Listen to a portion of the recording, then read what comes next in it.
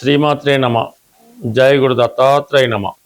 ఈ వీడియోలో మనం మార్చి 29వ తారీఖు నుంచి ఏప్రిల్ 4వ తారీఖు మధ్యలో జరగబోయే వార ఫలాలు మేషరాశి వారికి ఏ విధంగా ఉంటుందో పరిశీలించినప్పుడు, ప్రధానంగా మేషరాశి వారికి ఈ వారం అంతా కూడా శుక్రగ్రహం రాశి అందే సంచారం వల్ల కొన్ని కొత్త ప్రదేశాలు సందర్శించడం, కొంత కొత్త పరిచయాలు ఏర్పడడం జరుగుతూ ఉంటుంది. ఏదో ఒక ఎంటర్టైన్మెంట్ కార్యక్రమంలోనో వినోద కార్యక్రమంలోనో పాల్గొనడం జరుగుతూ ఉంటుంది. కొన్ని కొత్త పరిచయాలు మిమ్మల్ని ఏదో విధంగా ఒక బెట్టింగ్కో ఒక పందానికో ప్రోత్సహించడం జరుగుతుంటుంది. మీరు ఏమాత్రం ఇటువంటి వాటికి ఆలోచన చేసినా, ఏదైనా బెట్టింగ్లో పాల్గొన్నా, ఆన్లైన్ గేమ్స్లో పాల్గొన్నా చాలా వరకు నష్టపోయే అవకాశం ఉంది.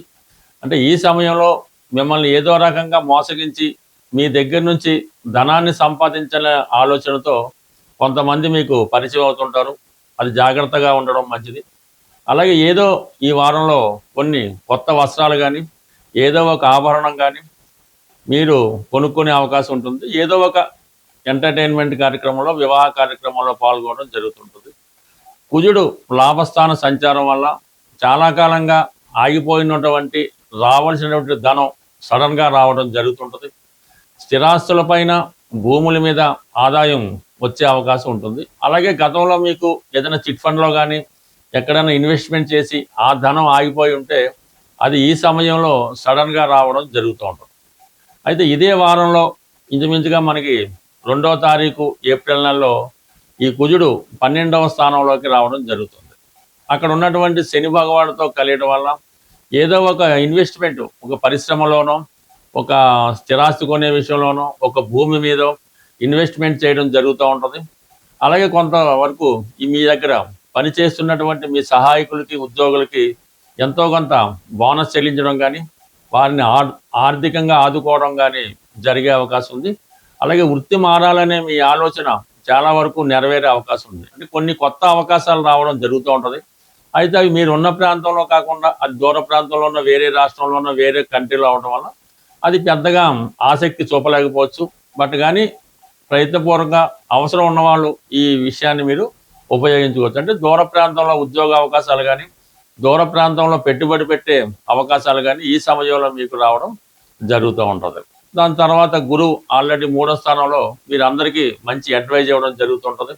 అలాగే ఏదో ఒక పెళ్లి సంబంధాల కోసం ప్రయత్నం చేస్తున్నవారు, ముఖ్యంగా అది శుక్రుడు రాశిలో ఉండడం వల్ల అమ్మాయిలకు కానీ అబ్బాయిలకు కానీ వివాహ ప్రయత్నాలు చేస్తుంటే కంపల్సరీగా తెలుసున్న సర్కిల్లోనే బాగా అనుకూలమైనటువంటి పరస్పరం పెళ్లి సంబంధం కుదురుతుంది. బట్ ఈ వారంలో ఏర్పాటు చేసే ఈ పెళ్లి చూపులు, ఈ పెళ్లికి సంబంధించినటువంటి ఈ మాటలు అవి మాట్లాడుకున్నప్పుడు అది ఉభయులకి అనుకూలంగా ఉండడం వల్ల తొందరగానే ఒక నిర్ణయానికి రావడం, ముహూర్తాలు ఫిక్స్ చేసుకోవడం కూడా జరిగే అవకాశం ఉంది. బట్ ఏదైనా వివాహం కొరకు ఎదురు చూస్తున్న వారు ఈ వారంలో గట్టిగా ప్రయత్నం చేయడం వల్ల కంప్లీట్గా వివాహ నిశ్చయం కూడా జరిగే సూచనలు కనబడుతూ ఉంటాయి. ఇక ప్రధానంగా మనకి ఈ బుధగ్రహం, బుధుడు ప్రస్తుతం లాభస్థానంలో ఉండడం వల్ల గతంలో శత్రువులుగా ఉన్నటువంటి వారు మిత్రులుగా మారుతారు. వారి నుంచి మీకు పూర్తి సహకారం లభిస్తూ ఉంటుంది. అంటే మీరు ఏదైనా కొత్తగా వ్యాపారం పెట్టాలనుకున్నా, ఏదైనా కొత్తగా ఉద్యోగంలో ప్రవేశించాలనుకున్నా మీ మిత్రుల యొక్క సంపూర్ణ సహకారం ఈ వారం రావడం జరుగుతూ ఉంటుంది. అంటే రాహు కూడా అక్కడ ఉండడం వల్ల, బుధుడితో కలిసి ఉండడం వల్ల ఇది విద్యార్థులకి, ఎవరైతే విద్యార్థులు మోడర్న్గా వస్తున్నటువంటి విద్య, ఈ ఎలక్ట్రానిక్స్, కమ్యూనికేషన్స్, ఐఐటి అటువంటి కొత్తగా వచ్చినటువంటి విద్యా సంస్థల్లో కానీ, లేదంటే ఏదైనా కొత్త కోర్సులో కానీ చేసుకుందాం అనుకున్న వాళ్ళకి ఇది చాలా అనుకూలంగా ఉంటుంది. విద్యార్థులు మాత్రం కంపల్సరీగా ఈ సమయంలో రాసే ఎగ్జామ్స్ కానీ, పోటీ పరీక్షలు కానీ, ఇంటర్వ్యూలు కానీ ఖచ్చితంగా సక్సెస్ అవుద్ది. అయితే కొంతమంది ముందుగానే మీరు కావాల్సినటువంటి కాలేజీలో సీట్ రిజర్వ్ చేసుకోవడం, దానికి తగు విధంగా ధనాన్ని పే చేయడం, ఇవన్నీ కూడా ఒక ప్లాన్డ్గా జరిగిపోయే అవకాశం ఉంది. బట్ ఏదైనా మేషరాశి వారికి రాశి యందు ఈ వారం అంతా ఒక శుభగ్రహం సంచరించడం వల్ల మీకు అన్ని శుభ ఫలితాలే జరుగుతాయి. అయితే శుక్రుడు అవ్వడం వల్ల కొన్ని కొత్త పరిచయాలు ఏర్పడతాయి. అయితే సాధారణంగా అది అబ్బాయిలకి అమ్మాయిలతోనూ, అమ్మాయిలకి అబ్బాయిలతోనూ కొన్ని పరిచయాలు ఏర్పడే అవకాశం ఉంది. దానివల్ల మీకు కొంత నష్టం, కొంత ఖర్చు కూడా జరిగే అవకాశం ఉంది. అది మరీ పరిచయం లేని వారితో పరిచయం పెంచుకోవడం కానీ, ఈ సెల్ ఫోన్లో, వాట్సాప్లో పరిచయం అది పెంచుకోకుండా మీకు బాగా పరిచయం తెలుసున్న వాళ్ళతోనే పరిచయం పెంచుకోవాలి తప్ప కొత్త వారి పరిచయం వల్ల నష్టపోవడం జరుగుతుంది. పర్టికులర్గా ఈ వారం మనం చేయవలసినటువంటి పరిహారం ఏంటంటే, ఇప్పుడు ఈ వార ప్రారంభంలో సూర్య భగవానుడు, శని భగవానుడు దగ్గరగా కలిసి సంచరించడం జరుగుతుంది. ఇంచుమించుగా దగ్గర డిగ్రీలో ఉండడం వల్ల మరి ఈ శని భగవానుడు కొంతవరకు కంబస్ట్ అవ్వడం జరుగుతూ ఉంటుంది. అంటే అస్తంగత్యం చెందడం జరుగుతూ ఉంటుంది.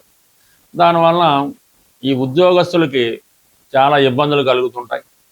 రవి కూడా శని భగవానుడితో కలిసి ఉండడం వలన తన యొక్క సంపూర్ణ ఫలితాలను ఇవ్వడం లేకపోతుంటాడు. అంటే ఇప్పుడు రవి యొక్క కుమారుడు శని అయినప్పుడు కూడా ఈ రెండు విభిన్న ధృవాలు కలిగినటువంటి గ్రహాలు అవటం మాట. అంటే ఒకరికి ఒకరికి ఎట్టి పరిస్థితుల్లో కూడా సరైనటువంటి సమన్వయం కుదరడం మాట. అందువలన ఈ రెండు గ్రహాలు కలిసి ఏ రాశిలో ఉన్నా ఆ రాశి యొక్క కారకత్వాలు చాలా వరకు ఇబ్బంది పడుతూ ఉంటాయి. సో ఈ కారణం వల్ల ఏంటంటే ఎవరైనా సరే ఈ సమయంలో వ్యక్తిగత ఆరోగ్యం కొరకు కానీ, తండ్రి గారి ఆరోగ్యం కొరకు కానీ, లేదంటే ఉద్యోగంలో అభివృద్ధి కొరకు కానీ కంప్లీట్గా ఈ రెండు గ్రహాలని మీరు పరిహారం చేసుకోవాల్సి వచ్చింది. మనం నిరంతరం 100% పరిహారం చేసుకోవాల్సిన గ్రహం సూర్య భగవానుడు. అంటే సూర్యుడే మనకి వెలుగుని, జీవితాన్ని, ప్రాణాన్ని అన్నీ సమకూరుస్తూ ఉంటాడు. సూర్య భగవానుడు మాత్రమే ధనాన్ని జాతకుడికి ఇచ్చే అవకాశం ఉంటుంది. ధనాన్ని కానీ, ఆరోగ్యాన్ని కానీ సూర్య భగవానుడు ఇస్తాడు. కాబట్టి కంప్లీట్గా మీరు సూర్య భగవానుని ప్రతిరోజు సూర్య నమస్కారం ద్వారా, ఆదివారం నియమంగా ఉండడం ద్వారా, తండ్రి గారిని, తండ్రి సమానమైన వ్యక్తుల్ని గౌరవించడం ద్వారా కంప్లీట్గా మీకు సూర్య భగవానుడి అనుగ్రహం లభిస్తూ ఉంటుంది. అంటే ఈ సమయంలో మీకు ఏదైనా కొత్త ఉద్యోగం ప్రయత్నం చేస్తున్నా, నిరుద్యోగులైన వారు ఎవరైనా సరే ఈ సమయంలో మీ యొక్క తండ్రి గారికి కానీ, గురువు గారికి కానీ తెలుపు రంగు వస్త్రాలు సమర్పించి వారి ఆశీర్వాదం తీసుకోవడం వలన మీకు ఉద్యోగ ప్రయత్నంలో ఉద్యోగం నెరవేరే అవకాశం ఉంది. అలాగే ప్రస్తుతం మరి ఈ సమయంలో మీరు ఉద్యోగం కొరకు ఆశిస్తున్నటువంటి నిరుద్యోగులు ఎవరైనా ఉంటే మీరు శ్రీరాముల వారి పట్టాభిషేకం ఫోటో ఒకటి తీసుకొని ఆ పట్టాభిషేకం అన్నటువంటి ఫోటోకి మీకు సాధనతార రోజు కానీ, మీ నక్షత్రానికి సాధనతార రోజు కానీ, లేదంటే క్షేమతార రోజు, లేదంటే సంపత్తుడు తారాబలం చూసుకొని ఆ శ్రీరామ పట్టాభిషేకాన్ని రామరక్షా స్తోత్రం అన్నది పారాయణ చేసి రాముల వారికి, లక్ష్మణుల వారికి, భరత శత్రులు అందరికీ కూడా ఆలోచించుకొని ఒక చక్కని, అంటే మీరు ఏదైతే తింటారో అటువంటి భోజనాన్ని నైవేద్యంగా పెట్టవలసి ఉంటుంది. అలాగే ఎవరైనా అన్నదమ్ములు ఉంటే, ఒక ఇద్దరు కానీ, నలుగురు కానీ ఉంటే అన్నదమ్ములైన వారికి మీరు ఆ రోజు ఆహ్వానించి వారికి భోజనం పెట్టడం వల్ల మీకు కంప్లీట్గా నిరుద్యోగ సమస్య ఏమన్నా ఉంటే పరిష్కారం అవుతుంది, కొత్త ఉద్యోగం వస్తుంది, అన్నదమ్ముల మధ్య స్నేహభావం ఏర్పడుతుంది, పరస్పరం ఒకరు సహకరించుకోవడం జరుగుతూ ఉంటుంది. సాధారణంగా మీరు ఎక్కడున్నా, ఎలా ఉన్నా మీకోసం మీరు బాగుండాలి, మీకు ఉద్యోగం రావాలి అనుకుని ఒక నలుగురు ముగ్గురు ఆలోచిస్తే మాత్రం కంపల్సరీగా మీకు అటువంటి ఉద్యోగం కానీ, వ్యాపారంలో అభివృద్ధి కానీ వస్తూ ఉంటుంది.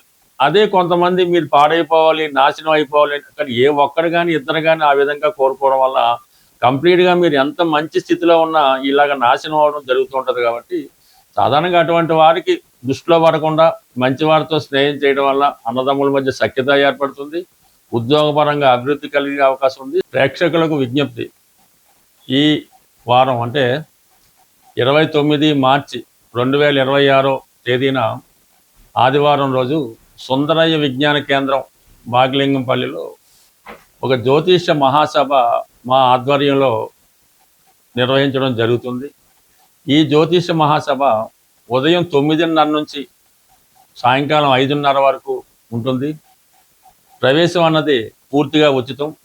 అన్ని సౌకర్యాలు మీకు సభలో ఏర్పాటు చేయడం జరుగుతుంటుంది. అంటే భోజన సౌకర్యాలు వగైరా వగైరా. ఈ సభలో ప్రముఖ జ్యోతిష పండితులైనటువంటి శ్రీ నానాజీ పట్నాయక్ గారు, అలాగే మల్లాది మణి గారు, జనార్దన్ ఠాగూర్ గారు, అలాగే బంగారయ్య శర్మ గారు, నీలం పూర్ణమోహన్ గారు, ఎన్ విజయశంకర్ గారు, అలాగే విజయలక్ష్మి గారు మొదలగు ప్రముఖ జ్యోతిష్కులు వారి వారి ప్రసంగాలు వినిపిస్తారు.